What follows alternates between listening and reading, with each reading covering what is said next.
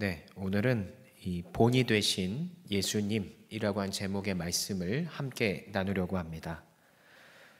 사순절을 계속해서 지나고 있는데 이 사순절은 예수님의 고난 그리고 행적 이런 것들을 우리가 깊이 묵상하면서 우리의 자신을 되돌아보는 그런 기간이죠.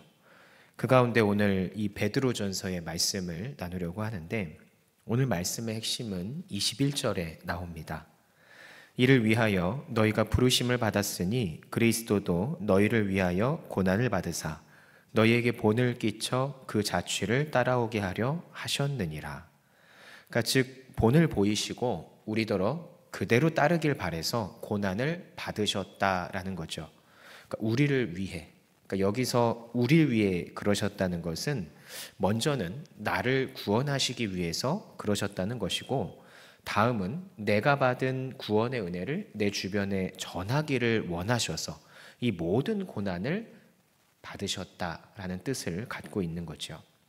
그럼 구체적으로 어떤 고난을 받으셨느냐? 22절과 23절을 보면 그는 죄를 범하지 아니하시고 그 입에 거짓도 없으시며 욕을 당하시되 맞대어 욕하지 아니하시고 고난을 당하시되 위협하지 아니하시고 오직 공의로 심판하시는 이에게 부탁하시며 죄가 없으신데 정죄를 당하셨고 욕을 먹으셨고 고통을 당하시는데 저항하지를 않으셨다라고 하죠.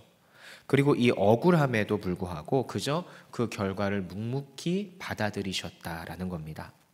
그러니까 오늘 주님께서는 우리를 위해서 이 고난을 받으셨지만 한편으로 우리도 이 길을 걸어가야 한다라고 보여주신 것이고 말씀을 하고 계신 거죠.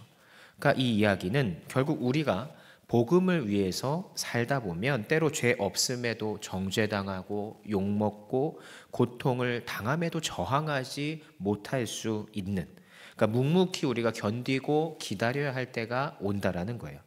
복음을 전하기 위해서라면. 그러니까 특히 이 사순절의 기간에 우리가 주의해야 할 것은 무엇이냐? 되도록이면 이 복음이 필요한 이들에게, 우리가 전도할 이들에게 부딪히기보다 오히려 그들을 위해서 기도해주고 손해보더라도 안아주고 하면서 예수님을 닮기 위해서 내 스스로가 노력을 해야 한다는 거예요. 왜냐? 우리는 예수님께 똑같은 것을 비췄기 때문에. 예수님이 우리 대신해서 욕을 먹으셨고 고통당하셨고 우리를 위해서 죄짓지 않으셨음에도 묵묵히 그 십자가의 길을 걸어가신 것처럼 우리도 마찬가지로 그와 같은 것을 조금이나마 이 생에서 견뎌야 한다는 겁니다. 살면서 조금이라도 예수님에게 그 빚진, 복음에 대해 빚진 것을 우리가 갚아 나가야 한다는 거죠. 갚을 수는 없겠지만. 이런 고난이 그럼 우리에게 무슨 유익이 되느냐?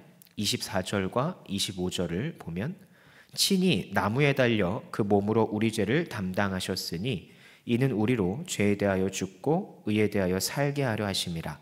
그가 채찍에 맞음으로 너희는 나음을 얻었나니 너희가 전에는 양과 같이 길을 잃었더니 이제는 너희 영혼의 목자와 감독 되신 이에게 돌아왔느니라.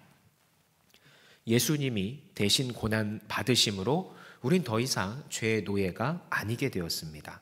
하나님의 자녀가 그렇게 될 수 있었고 하나님께로 향하는 그 문이 닫혀 있었는데 그 문을 회복할 수 있게 되었다라는 거죠. 그러니까 그동안 우리는 길 잃은 양과 같은 신세였는데 예수 믿음으로 인해서 단순히 그 하나만으로 은혜를 입어서 저 천국에 갈 수 있는 그 길이 회복이 되었다라는 거예요. 그리고 이 천국으로 인도하는 굿뉴스, 그러니까 그 복음의 기쁜 소식을 우린 어떻게 해야 되느냐? 우리만 가지고 우리가 안고만 있는 것이 아니라 우리도 그렇게 주변에 알리고 그들을 인도해야 된다는, 전도해야 된다는 거죠. 왜냐? 주님이 고난의 본을 보이신 이유가 어디에도 있기 때문에 이 전도에도 우리더러 그 복음을 전하라고 하는 데에도 있었기 때문에 그런 것입니다.